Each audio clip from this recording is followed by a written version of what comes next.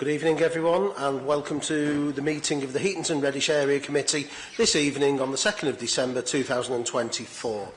I'm Councillor Dean Fitzpatrick and I will be chairing the meeting this evening. Before we begin, can I ask councillors to introduce themselves, starting on my right. Councillor John Taylor, Heatons North.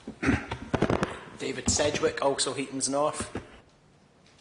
Dina Ryness, Councillor for Heatons North.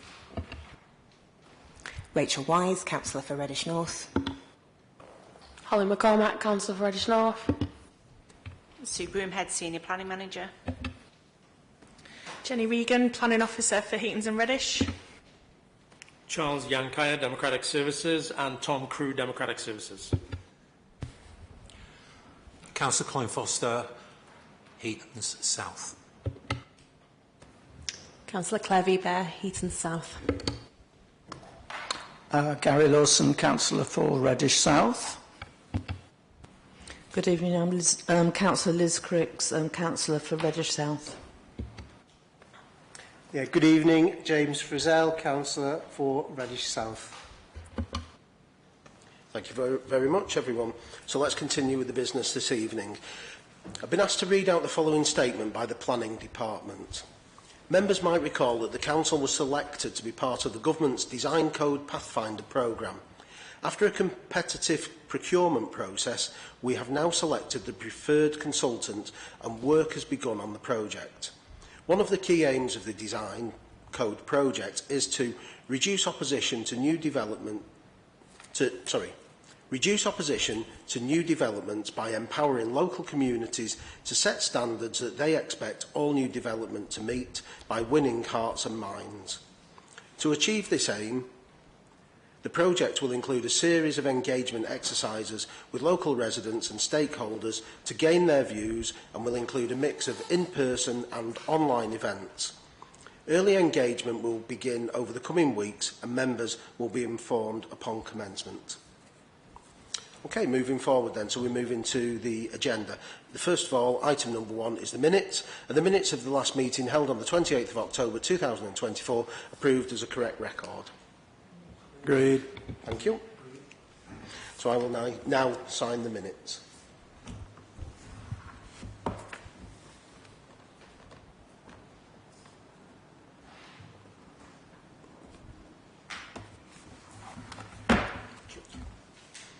Moving on to item number 2, declarations of interest.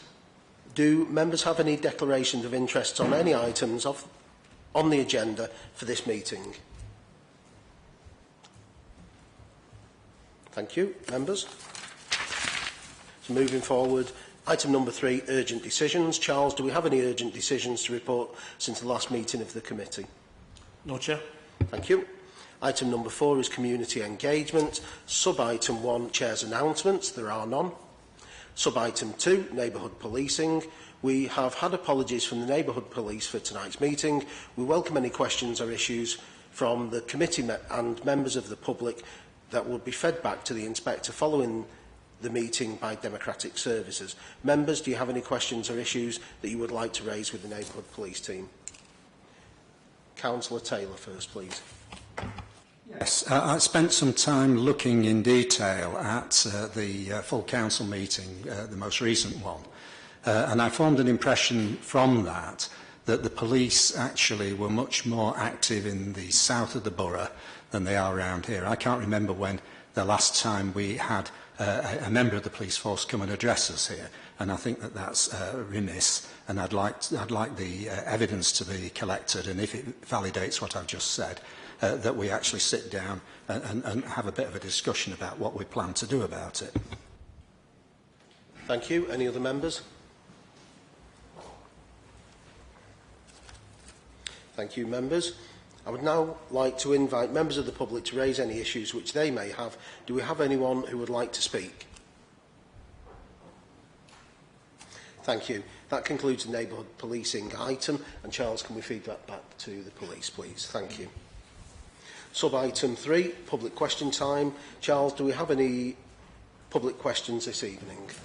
Yes, sir. We've had 4 public questions that have been submitted. Can I ask if Miss Anne Curry is in the audience, please? Mrs. Bridget Rogers, Mr. Martin Thornley, or Mr. Peter Appleby? They're not in attendance, Chair, so a written response will be sent to the questioners. Thank you. Moving forward, sub-item 4, petitions. Do we have any petitions this evening, Charles? No, Chair. Sorry. Thank you. Sub-item 5, open forum. As stated on the agenda, no organisation has indicated that they wish to address the area committee as part of the open forum arrangements. So moving forward to non-executive business. Item 5, development applications. We have one development application to consider this evening. Charles, before we get underway, please can you outline the public speaking procedure? Thank you, Chair. The planning officers will introduce the planning application.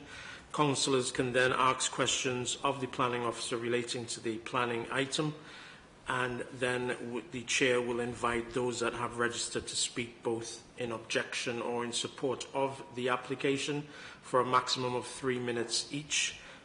Councillors may then ask questions of those presenting, and after which councillors can then debate and comment on the application before coming to a decision. Thank you very much, Chair. Thank you, Charles. Item 5, sub-item 1, is application DC/090014, land at Grafton Street, Heaton, Norris. Jenny, can you start by introducing the application, please? Thank you, Chair. As members will recall, this application was presented to Heatons and Reddish Area Committee previously on Monday the 28th of October. Following a lengthy discussion and a vote, there was a decision to recommend grant to the Planning and Highways Regulation Committee. A full summary of these discussions are provided at the bottom of the officer's report before members. However, the application was subsequently withdrawn from the agenda of the Planning and Highways Committee agenda on the 14th of November to enable officers to further explore the status of the land. Officers' previous understanding was that the application site had a relationship to the former educational buildings and as such could be classified as Brownfield or previously developed land, brackets PDL, based on the definition provided within the MPPF. However, further in-depth review of the site, the brownfield status of the land remains inconclusive. As such, the application has been reassessed on this basis, with the site now not being classified as brownfield land. The updated report before members now provides the review of this new assessment. However, members should note that the assessment made in the previous officer's report was predominantly based on the status of the land being local open space and focused on the acceptability of the loss of this open space rather than focusing on the status of the land being a brownfield site. Therefore, the overall conclusions remain the same, that the loss of the open space in this case is considered to be acceptable and that the residential dwellings proposed are an appropriate form of development for this site and the residential area. So to refresh members, the proposed development remains the same as previously presented and is for 6 affordable one-bedroom bungalows for social rent with associated car parking and landscaping. Members will be aware that the site is currently a tarmacked area of hard standing with part of the site enclosed by railings. There are a number of trees on the site boundary on Samuel Street and one large London plane tree towards the northern end of the site. Most of the site is open with no means of enclosure and so can be accessed by the public. There is no formal vehicular access into the site, however the area does appear to be used for parking at times. The application is before members for comment only and is required to be reported to Planning and Highways as a departure from the development plan due to the development being sited on land allocated as local open space. The report before you covers all matters of concerns raised throughout the application process and examines all the material considerations. Since the writing of the officer's report, further letters of objection have been received that raise a number of issues. So what I'm going to do is go through some of those, provide a response. Quite a few of them have been raised previously and therefore are already covered within the report, so I won't go through all of those, but there are a few that we've picked out. So in terms of the brownfield status, it was requested that the full definition of PDL, i.e. previously developed land, should be provided within the report. Councillors should be invited to consider this definition, and that the nursery site needs to be referenced in that clause.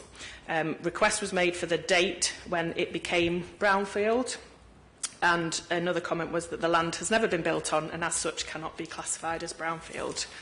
So in response to that, as already mentioned in the beginning of my presentation, the land is not being assessed on the basis that it's Brownfield land. Reference to this has been removed from the assessment, and the land has been treated as an area of hard standing within a local open space. Therefore, it's not necessary for any additional information to be provided in relation to the definition of previously developed land, the nursery site, or the requested dates. A second point that's been raised was in relation to the 30-metre buffer that was also mentioned in the report, and I believe at the meeting last time. The comments made were a pre-existing derogation has set a precedent. Requests for drawings to quantify the loss between the existing and proposed derogation status. Requests for drawings to quantify both the distances and square metre area of the derogated buffer before and after development. So in response to that, as is outlined within the Planning Officer's report, it's important for members to note that there are no local or national planning policies that insist on compliance with a buffer zone, for example 30 metres, around an existing play area. This is contained within a Fields in Trust guidance document that does not carry significant material weight in this planning application case. Therefore, again, it's not considered to be necessary for this additional requested information to be provided. A further comment is that the commuted sum is not required according to policy SIE2. The policy states that sheltered housing or special needs housing for elderly people will not be expected to contribute to the provision of recreation and play space. So it was requested that it was noted that this is a voluntary payment and not a required payment. So in response to that, as outlined in the design and access statement, the application is for accessible, specifically designed housing that enables independent living for older persons or those living with physical or mental difficulties. Therefore, the proposals are not for sheltered housing and may not be occupied by elderly people. There are no conditions proposed that would limit the accommodation to over 55s, and therefore officers believe that the requirements of SI2 are required and have been met in this case. Further comments have been made against the assessment in terms of the tilted balance. The consideration of how the tilted balance has been used as a tool to address a shortage in housing supply, where there has been a persistent reduction in targeted supply from the SLAR to pre-app advice to now this proposal. Predominantly that means the reduction in numbers of units on the site. At least 30 units per hectare is proposed, which is the lowest density advised in the SPD. These are the smallest dwellings built at the lowest density with the highest number of car parking spaces. So in response to that, it was outlined by the planning agent at the last area committee meeting and is also within the submission that a number of site layout options were submitted at the pre-application stage, some of which did include a higher number of dwellings. However, these were discounted due to highways reasons, in that it was not possible to have new driveways or access points onto Samuel Street due to the existing lay-by parking in this area. On this basis, all new driveways had to be from Grafton Street, and this has resulted in the layout and number of dwellings that's now proposed. We've also received an email about the restricted covenant, and it says attention should be drawn to the deed of modification made between Bernardo's and SMBC from 2018, and the need for a further agreement to be made for the planning application site. However, in response, as already noted in the officer's report, the presence of restricted covenants and deeds of modification are matters that sit outside of the planning process, and planning officers have no involvement with such legal matters. It's not a material consideration in the determination of any planning application. However, any planning permission granted does not override the civil laws around covenants, and the potential breach of any covenant is a civil matter for the applicant to address. As I've mentioned, other matters have been raised. However, all of these are already mentioned in the report and are addressed in full detail. It's also been highlighted that the report includes a representation from the local MP for Denton and Reddish. However, this constituency no longer exists due to the boundary changes, and this MP no longer represents this area of Stockport. So just to note that members should treat these comments as any other member of the public and not as an MP comment. So members will be aware that as the council is in a 5-year housing undersupply, that the tilted balance is engaged, and as such the applications should be granted unless any adverse impacts of doing so would significantly and demonstrably outweigh the benefits when assessed against the policies in the framework when taken as a whole. On full assessment and having regards to the benefits of the dwellings being designed for independent living and with accommodation to meet the needs of older people and those with other difficulties, it is considered that the development is acceptable and there are no considerations of weight which would justify withholding permission. So the recommendation remains one of approval, subject to conditions and a legal agreement. And should members agree with the recommendation, then the application will be referred to Planning and Highways Committee for a final determination. Nothing further to add, but happy to answer any questions. Sorry that was long, but hopefully everybody was fine with that. Thank you, Jenny. Members, do you have any questions? So, Councillor Lawson first, please. Thank you, Chair, and thank you, Jenny, for that comprehensive introduction. You said quite early on that the loss of open space in this case was deemed to be acceptable. Could you just expand on that a little bit more, please, and tell us how planners would consider such a matter and how you have come to that decision in this case? I mean, obviously the main assessment is within the report, but there are policies in terms of losing open space. There's certain criteria within those policies. The applicant also submitted a detailed statement, a loss of open space statement, which looks at the site, the quality of the site, the existing levels of open space, the quality of those, and the conclusion is that the land is surplus because there is adequate provision elsewhere, and due to the sort of overall use and quality of the space, that it's acceptable. It's within a predominantly residential area, and therefore the proposed dwellings are acceptable. Thank you. Any other questions, members? Councillor Taylor. It's a comment, if you'll allow that. Is that okay? It's questions at this stage, no. Councillor Taylor. Any others? Councillor Cricks. Yeah, hi, Jenny. You were saying that the legalities, you know, to do with the covenant are separate to the planning application. And so is it a possibility that if those legal agreements aren't met adequately, that even if this was approved, it might not go ahead? Yeah, like I said, the restrictive covenants and other legal matters are civil matters. They sit alongside planning. Planning doesn't override that. It's not something that we have to consider as part of the planning application, but that doesn't mean that if planning permission is granted, it completely overrides. It's the same with other civil matters of law. So, yes, that would also need to be resolved alongside, and if it wasn't, just because it's granted planning permission doesn't mean the development would go ahead, yeah. Okay, thank you. Councillor Frizzell. Thank you, Chair. Thank you, Jenny, for that introduction. Just on a similar vein, and just regarding an email that we have all received regarding the Bardsley Street development and the payment of £30,000 to Bernardo's for a change to that restrictive covenant.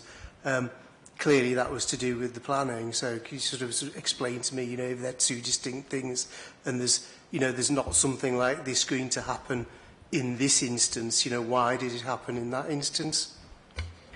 I don't think it was done as a to get planning permission. It does sit completely outside the process. Yes, obviously there was the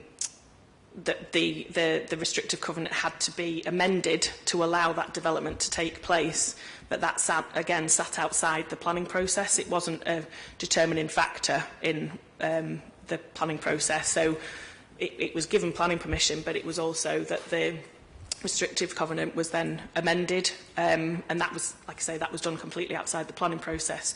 So that would be the case again here, is that if that restrictive covenant was, I mean, I don't want to get into it in too much detail because it's not something that we deal with, so I'm not, you know, an expert in that area, but yeah, it wasn't a determination of the planning application. It still, at that stage, sat outside the planning process, so the planning application was determined completely independently of that.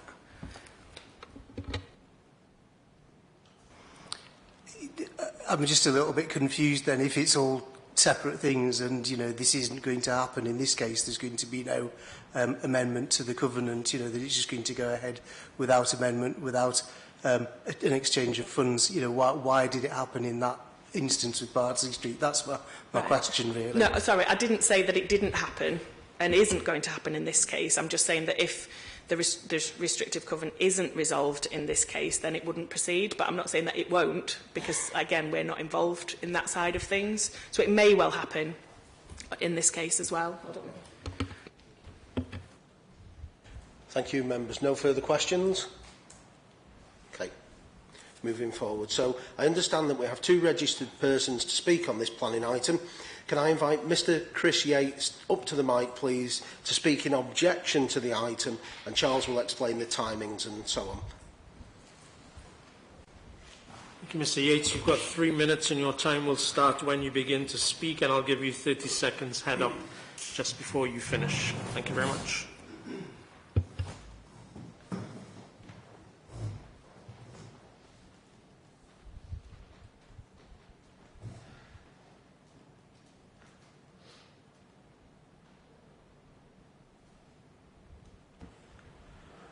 My name is Chris Yates, speaking in opposition on behalf of the Friends of Grafton Street Open Space. We urge you to consider our case under Article 6 of the Human Rights Act 1998. Based on our status in the multiple indices of deprivation, we qualify for enhanced caseworker assistance free of charge from Planning Aid England. We requested a deferment to give them time to match us with a volunteer. This has been refused. We request again, considering Article 6, that the committee votes to visit the site and better understand its unique constraints as a bare minimum. Brownfield. Uncertainty over Brownfield was enough to stop this going to Planning and Highways, but the latest planning report tells us to ignore it, and that it's not that important after all. Without Brownfield first, the argument to dispose of open space is weakened.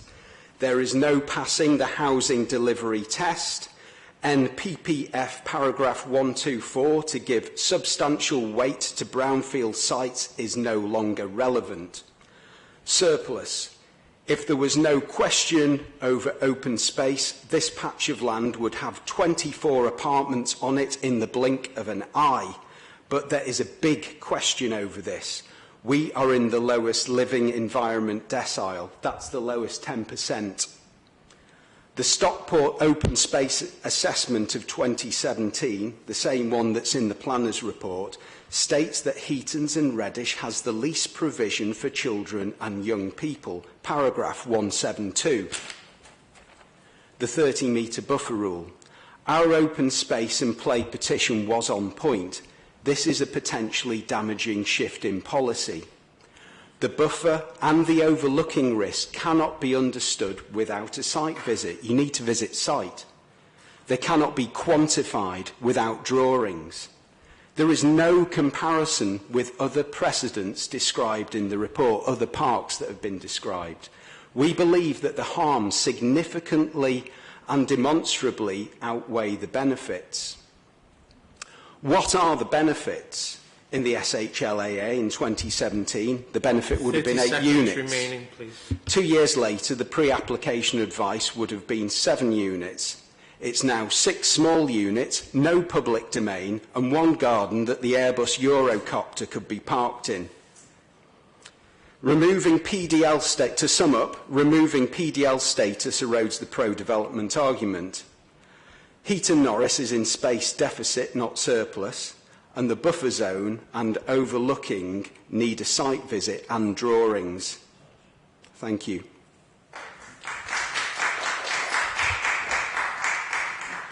Thank you very much, Mr Yates.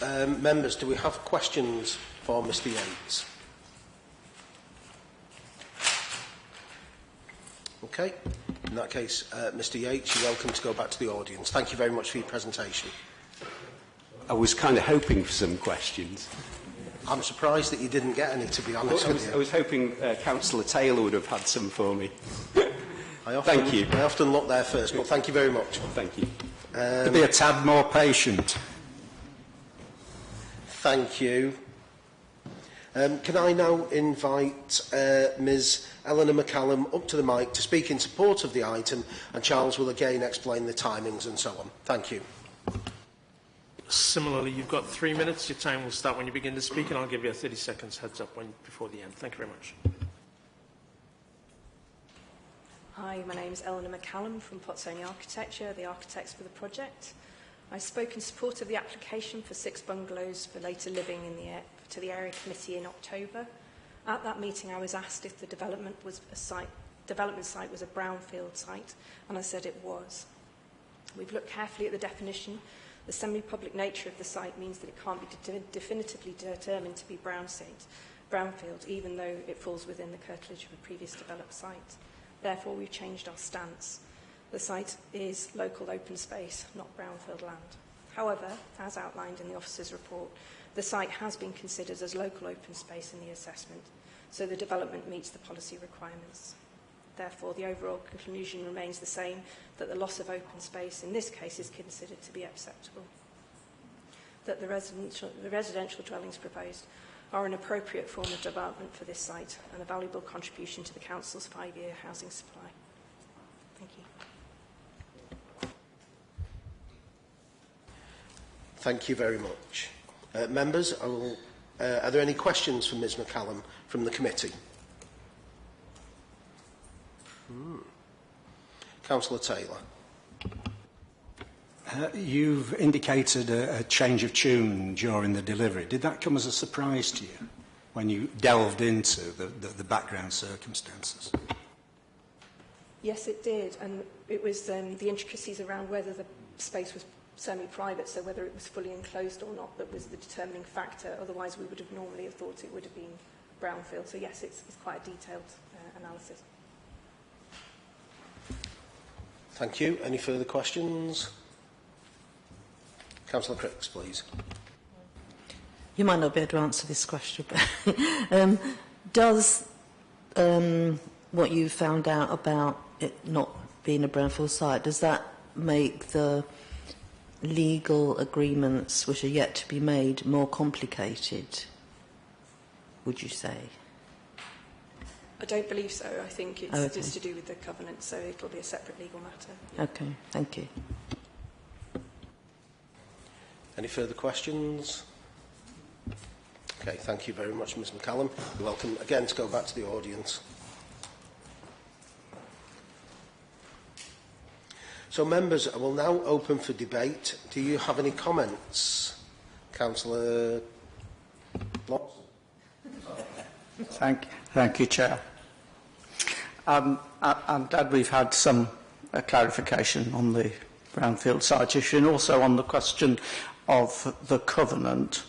And I fully understand and accept the position.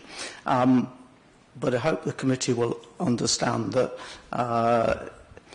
in the perceptions of the local residents, it is important that in 1948 Lord Egerton left this space for the children of Heaton Norris, and that it has been used since then for sport and recreation and playing. Bernardo's are the trustees of Lord Egerton's will, and local people assumed, it may now be that they assumed wrongly, but they assumed that this would be something which would always be the case, that this land would always be available for local children for recreation. Most of the residents that we have spoken to as ward councillors are against this development, not all of them, but the vast majority so far as we can ascertain. And they've reached their decision and they've researched things very carefully. They've presented their case in a proper and respectful way. And so I want to say that I think their views should be given full weight. It is a large area of terraced housing that we're talking about. Many of those houses have no gardens.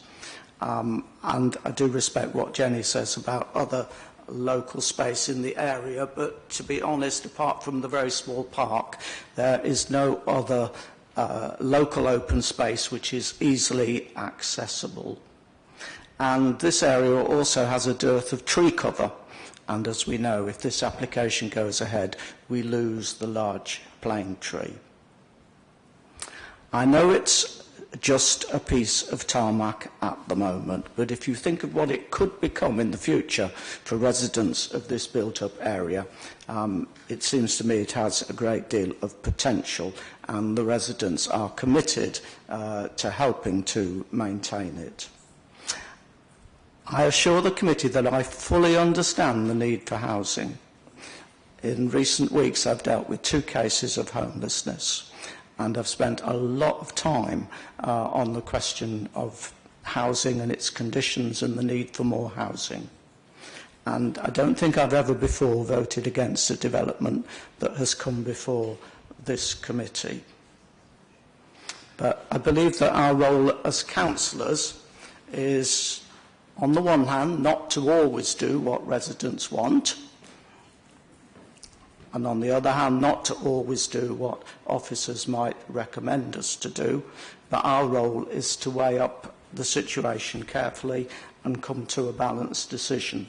I've done my best to do that over what seems now a very long period with my colleagues as ward councillors. And I am still left in the position I was last time we considered this, and saying, yes, I do accept the need for housing, and especially housing for people with disabilities and other difficulties. But I believe that in this case, the loss of open space is not justified. So I'm still left wanting to vote against recommending this application. Thank you, Chair. Thank you, Councillor Lawson. Anybody else wish to speak? Councillor Wise and then Councillor Taylor. Thanks, Chair. I absolutely note the concerns of residents. It is always difficult to lose things that you are used to, that perhaps you have come to expect and rely upon. But one of the things that we can guarantee is that if this planning application is granted and this housing goes ahead, you already know somebody who will move into it. There will be somebody that you used to see in the queue at Morrison's who you don't see as much anymore because they're struggling to get out and about, and they tend to stay in, and maybe somebody's helping them do their shopping, or maybe they're getting it delivered because they can't get out as easily as they used to. There will be somebody that you know through church, or you will have kids or grandkids whose grandparents are in this situation. This housing will go towards making a meaningful difference in the lives of Stockport residents, and it is desperately needed. I I very much hope that the commuted sums that are committed to open space will improve facilities at the existing Grafton Street Park. I really hope that that money can be put to good use so that it can be enjoyed by children. But for me, nothing outweighs the life-changing difference it will make to 6 Stockport residents to be able to live in a house that doesn't cause them to be in pain. It will be astonishing. So for me, I have to support this application because it represents a chance to meaningfully improve lives. Thanks. Thank you. Councillor Taylor. Thanks, Chair. The question is for Councillor Lawson, and I'm interested to know... Councillor Taylor, this is for comments and debate. And what am I doing? Exactly, what are you doing? You're directing a question at Councillor Lawson. This is for you to make a comment now. Oh, I can make a comment then, can I? Yes, Councillor Taylor, go on. No, I won't.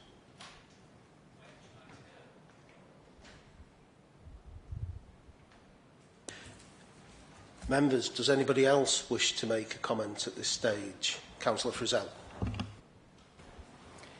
Thank you, Chair. Thank you for the comments so far and the emotional appeal from Councillor Wise, which, you know, there is a reality to the need for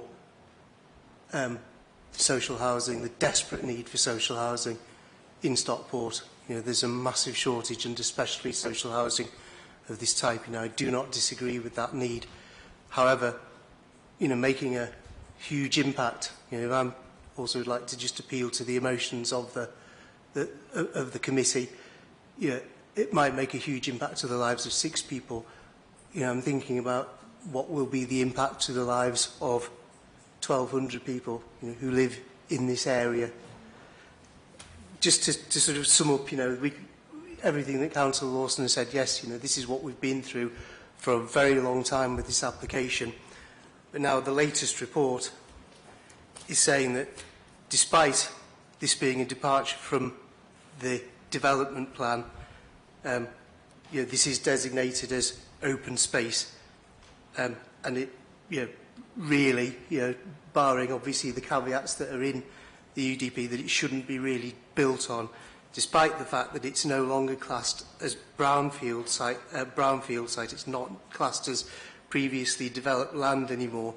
It's now ambiguous, despite the restrictive covenant on the land saying that it should be for the benefit of the children now and in the future of Heaton Norris, despite the fact of the environmental impact from the loss of mature trees in the middle of a climate emergency, despite the arborist saying that removal of the London plane would have a large-scale, long-term impact on the visual amenity of the immediate site vicinity, and that this was fully acknowledged. Not quite sure what that means. Loss of habitat for wildlife, urban heat island effect, dirty air, young trees which are going to be planted do not do the job of mature trees. They do not, and the emergency is now.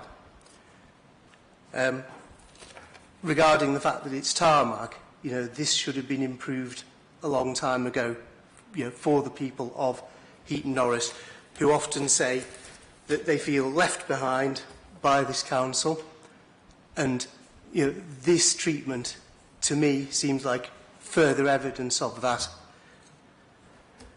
The tree protection, tree preservation order, which was requested by a member of the public, was ignored.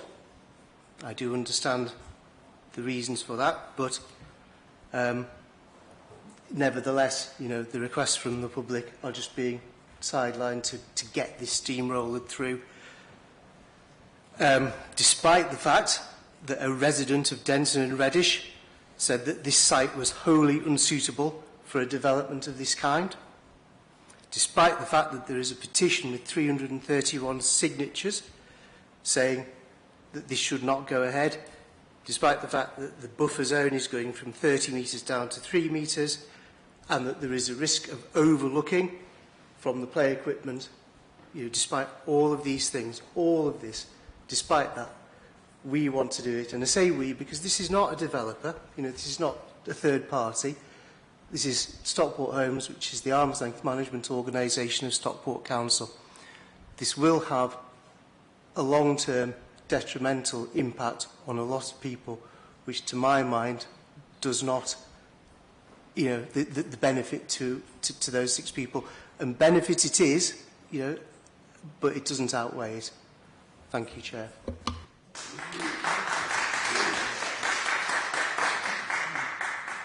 Thank you, Councillor Frizzell. Any other members wishing to speak on this? Okay, thank you. So the recommendation is to grant subject to conditions and legal agreement. Should members agree to the recommendation, the application should be referred to the Planning and Highways Regulation Committee for determination as a departure from the development plan. Councillors, is that recommended to go forward with a recommendation to approve? Okay. In that case, there is a differing of opinion. So, Charles, can we go to the vote? Yes. Okay. So, do you want to do the vote? Okay. Those in favour? Yep. Those in favour, show your hand.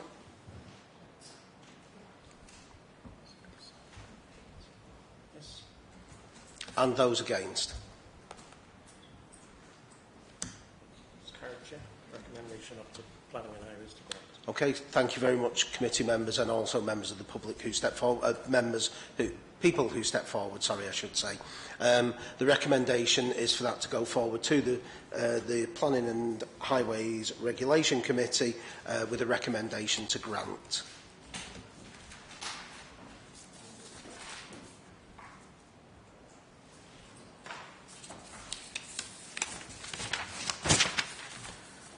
Okay, so moving forward now to item number 6, planning appeal, enforcement appeals and enforcement notices. Members, do you have any comments or questions on the content of the report? Do apologise, Jenny. No, that's okay. I forgot to tell you earlier. So there is one update on the report. We got an appeal decision last week, and that was the one at 7 Sheffield Street in Heaton, Norris. That appeal's now been dismissed by the Planning Inspectorate. Note that the Queen's Drive one is still on there, but that obviously was dismissed some time ago, so we'll make sure that that doesn't appear again on next month's report. Okay.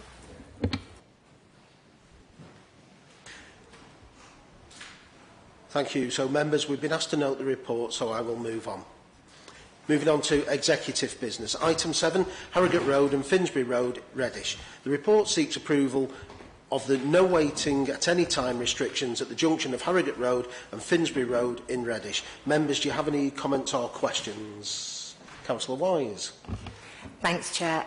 Yes, it is slightly frustrating that we find ourselves in a position where we do end up having to put double yellow lines on corners, because anybody who has read their highway code knows that you should not be parking on a corner. But on the grounds that it does happen on occasion and that everybody deserves as many chances as possible to get things right, putting these markings in to make it clear that everybody needs to follow the rules, particularly seeing as this road leads down to 2 primary schools and we need to make sure that everybody's as safe as possible. Yes, it could do with going ahead. Thanks. Any further comments? So, thank you, members. We are asked to approve the legal advertising of the following traffic regulation order at a cost of £850 to be funded from the Reddish North Delegated Ward budget and subject to no objections being received within 21 days from the advertisement date. Is that approved? Thank you. Item 8, Road Safety Around Schools, White Hill Primary School. The report details the findings of a consultation exercise for the Road Safety Around Schools programme for White Hill Primary School and seeks approval for the introduction of traffic regulation orders, TROs, and associated signage, implementation of drop curbs and tactile paving, pencil bollards and road markings. Members, do you have any comments or questions? Is that approved? Oh, sorry, Councillor Cricks. Thank you, Chair.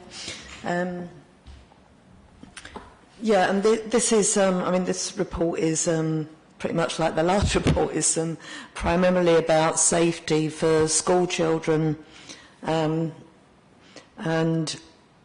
there was a consultation carried out, and a lot of the residents weren't very happy with the proposals, but some concessions have been made since then.